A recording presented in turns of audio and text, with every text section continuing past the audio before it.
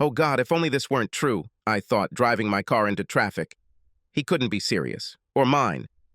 Just half an hour ago I was at the bank, helping a family get a loan for their first home. And then the bell rang. Police. My husband was seen in the house with a gun. With a pistol?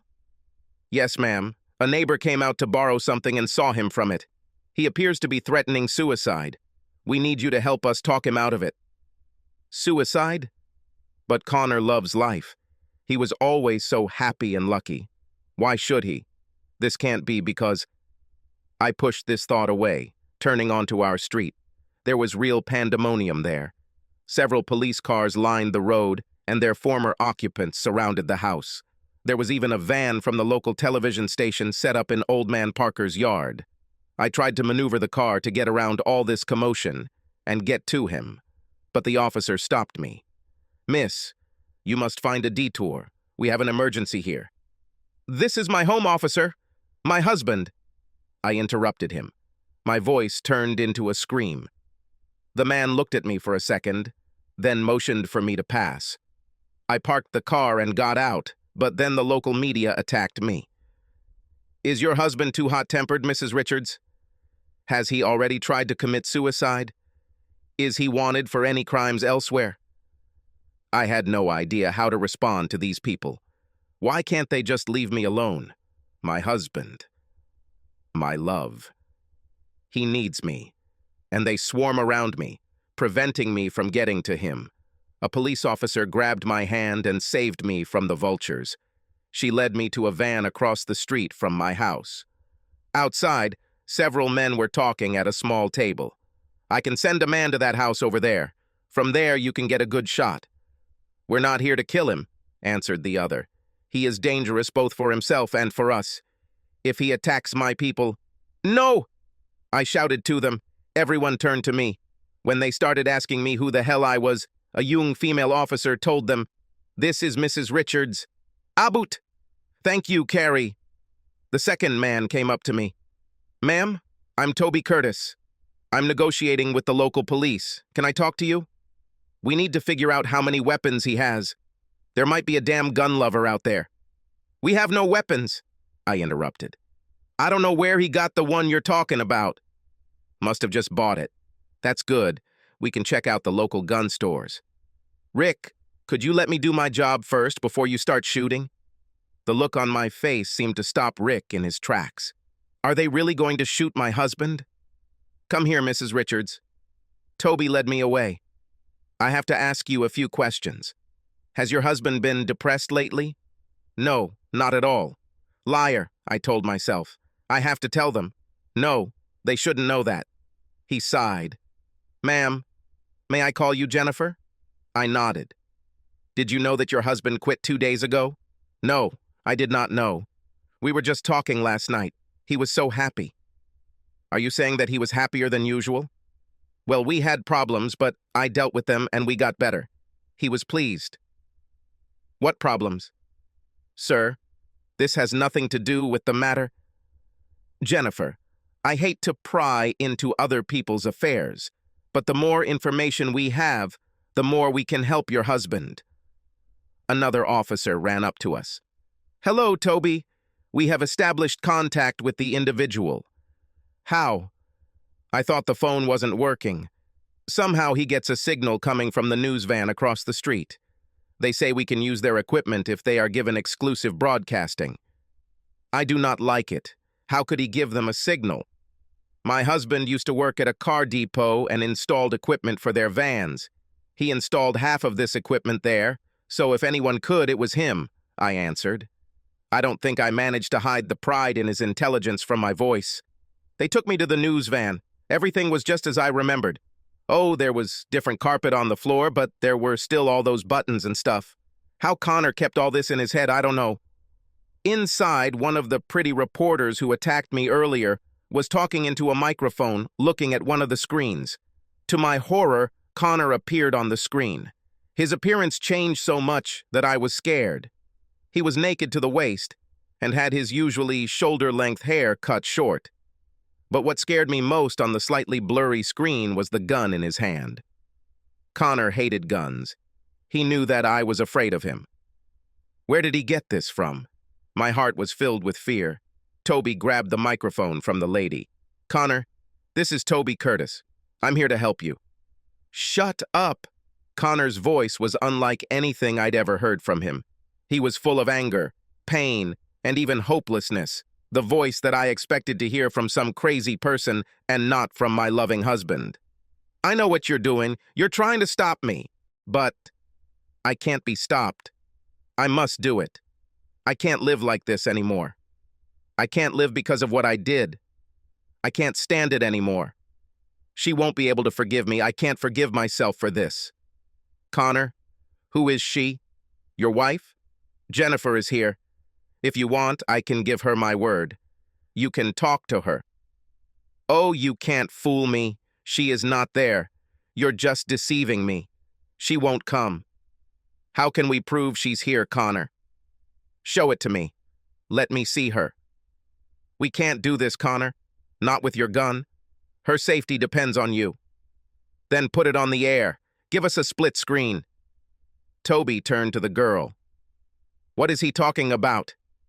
Oh, that's common on television news. He will be on one side of the screen, and she will be on the other. This way they can talk to each other. Install it. Give us 3 minutes, and we can go on air.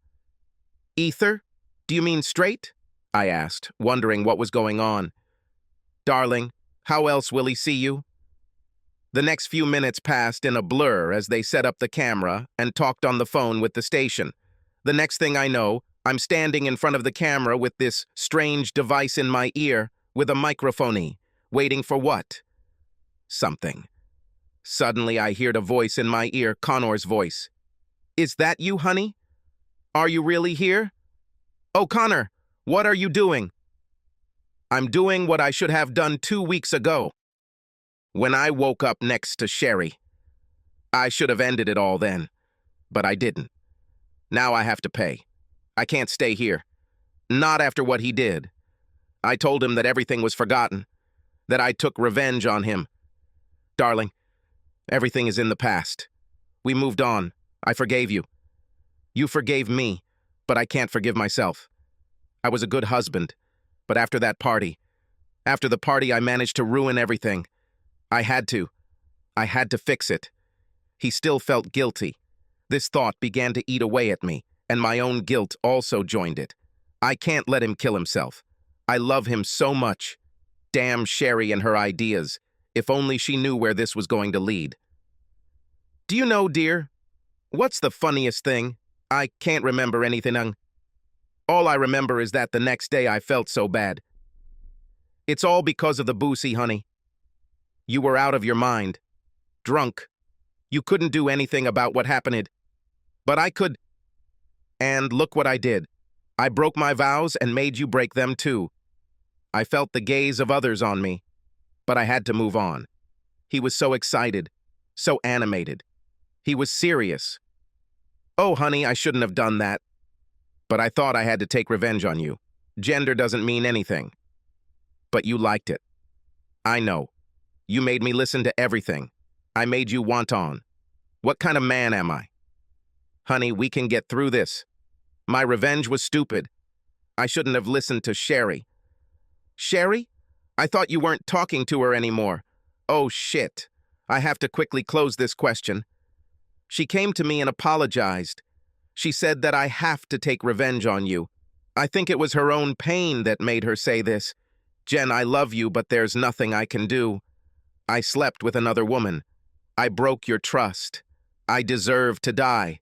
I can't live with this knowledge. His words cut me to the heart. Then, to my horror, he put a gun to my head. No, he's going. I can't let him. The words left my lips before I could even let them. You didn't sleep with Sherry? Everyone fell silent. I think everyone was shocked. Neither Connor nor I were shocked anymore. I can't believe I just told him the truth, I thought.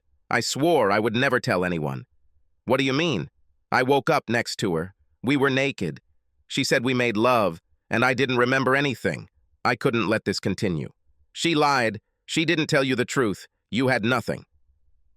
Then how did this happen? We drugged you, Connor, to make you think you've changed. I knew you'd never do it, but we thought that if you decided you'd cheated, you'd let me sleep with Paul. Sorry, honey, but I just wanted to sleep with him. Nothing more.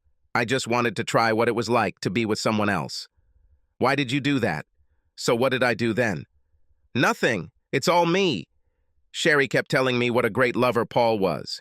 We were virgins when we married you. I just wanted to see what I was missing. Sorry, honey. You have never broken your vows. You are a good person. You were going to let me think I cheated on you? And how long have you been planning this? How did you drug me? Do you really care? I could have died. Oh, honey, I know you wouldn't do that. I almost put an end to it when you were so sick all these days, but when you got better, I decided that I could continue with this plan. We came up with this about a month ago. We couldn't get you interested in Sherry, so we came up with this. I just needed to sleep with Paul. It was something new, and I was so excited. What did you give me? Sherry stole something from the hospital where she worked as a volunteer. I don't know what it was, but it worked. Too good. She tried to turn you on, but you still didn't want her. She really wanted you, but it never worked out for you. How long, Jennifer? How long were you going to let me live in this hell? Oh, honey, I thought if we did this once, and then I came back to you in a few days, we could get through this. We can move past this, honey. I still love you. Do you love me? Do you love me? Connor disappeared from the cell. While I was waiting for him to return, I panicked. Then I heard the front door slam. Connor left the house. His eyes were wild, and he still held the gun in his hand. The police started yelling at him, but Toby calmed them down. Do you love me? Love doesn't mean you have to try to kill me, Jen. You can't give someone you love to another woman, some slut. Many officers continued to yell at Connor to drop his weapon and surrender. Toby ran back and forth, trying to calm them down. I was wrong, Connor, I shouted back. I have to get him to calm down, I thought, to forgive me. He always did that. I was simply obsessed. I never meant to hurt you. I rushed to him, but the officer held me back. You made me think I was some kind of fucking adulterer. Do you have any idea how much this was killing me? Thinking that I hurt you so much that you sacrificed your loyalty to some stranger just to get revenge on me? Connor began pacing back and forth across our yard. I can't do this, Jen. You betrayed me. You could have killed me. And then you tried to kill my heart, my soul, my love. So you think we can just go back to normal? What happens when you become possessed again? Am I, after all, so brainless as to give you the opportunity to have an affair without feeling guilty? The world around us has shrunk. There was nothing but the two of us and the pain I caused. No, just once. I would never do this again. Connor, I love you so much, I shouted. I just saw my life crumble before my eyes. It's over, Jen. I loved you, and you did it. Goodbye. I screamed when he put the gun in my mouth. I turned away as he started to pull the trigger. I couldn't watch the love of my life end it all just because I needed a lover for once. How could I be so stupid? I was waiting for an explosion, a shot. But I didn't hear anything, and if I didn't know for sure, I would have sworn that the policeman who was holding me, he is laughing. I looked up at him. He really laughed. I looked at several other officers, and they were all suppressing laughter. What were they doing? Horrified, I turned to my husband and saw an expression of disgust on his face. He started coughing. Like our cat coughing up a hairball, I thought as he took the gun out of his mouth. Lemon? Lemon! Whose bright mind came up with this damn idea? Connor placed the barrel of the gun in his hand and pulled the trigger several times. They are all lemon, you bastards! At these words, all the police burst into laughter. Okay, guys, but I always have a spare clip. Connor took the clip out of the pistol. It's funny, I always thought firearm clips were bigger. He took a new one out of his pocket and inserted it. Then he put the gun back in his mouth and pulled the trigger. Stunned, I watched as he began to chew. Cherry, I love this taste. He looked at me, then at the shocked TV reporters. Sweets! Connor's laugh echoed in my head.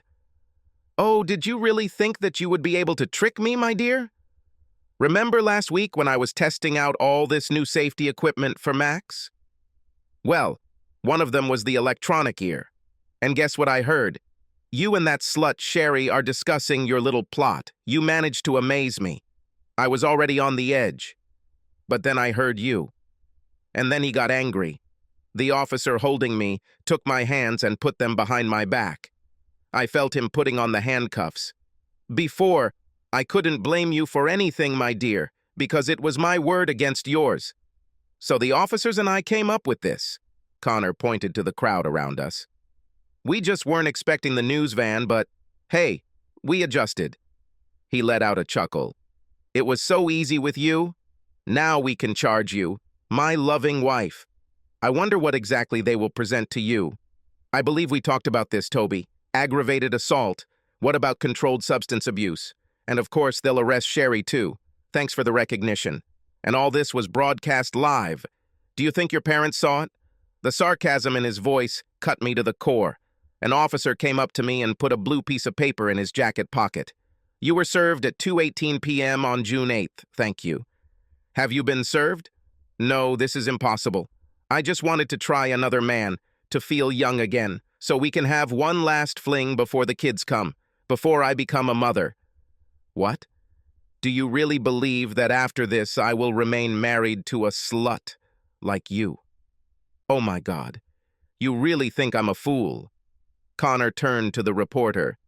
I'm sorry I deceived you, my dear, but it was the only way out. My world was falling apart. This can't be true.